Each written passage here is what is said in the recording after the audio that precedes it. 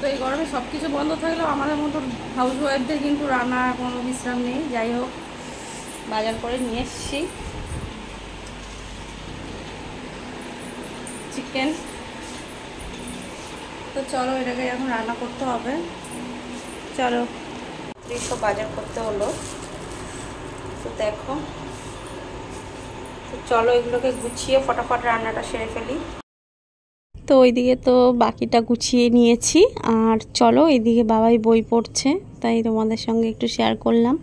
তো বাবাই অঙ্ক করছে, আর এত গরম পড়েছে, তো গরমে তো আর খাওয়া দাওয়া বন্ধ থাকতে পারে না, তাই না বলো? তো চলো আমি এদিকে ড্রেসটাকে ফট করে চেঞ্জ করে নিলাম, আর তারপরে চলে এসেছি রান্নাঘরে। তো দেখো ভাতটাকে বসিয়ে দিয়েছি।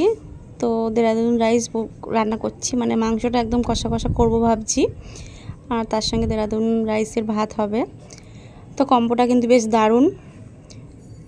তো চলো এইদিকে তো মাংসটাকে পুরো কষিয়ে নিয়েছি। তো এইদিকে বড়মশাই ওদিক থেকে একটু হাঁক দিয়ে বলছে যে একটু কষা মাংস দিয়ে যাও, তো বাটিতে করে খাবো।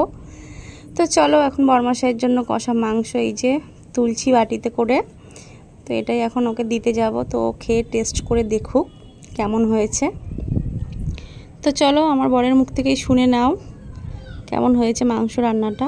আর মাংসটা বেশি ঝোল করব না, এরকমই থাকবে, কারণ বললাম যে একদম একটু কষা কষা মাংস দিয়ে ভাতটা খাবো, আজ ইচ্ছে করছে খুবই এরকম করে খেতে। তো চলো বরের মুখ থেকেই শুনে নাও কেমন হয়েছে। তো খেয়ে বলুক বড়মশাই কেমন হয়েছে রান্নাটা। জিজ্ঞেস করলাম কেমন হয়েছে, তো ঘাটটিকে নেড়ে বললো যে ভালো হয়েছে। তো যাই হোক, তো চলো এইদিকে তো খেয়ে নিক, আর ওইদিকে যেটুকু রান্না বাকি আছে কমপ্লিট করে নিই। তো চলো এইদিকে তো আমার রান্নাবান্না কমপ্লিট, আর এইদিকে দেখো গরম গরম ভাত আর কষা মাংস, তার সঙ্গে স্যালাড আছে, শসা পেঁয়াজ। তো চলো এটা দিয়েই খাওয়া দাওয়াটা সেরে নিই। তো ভিডিওটা কেমন লাগলো অবশ্যই কমেন্ট করে জানিও।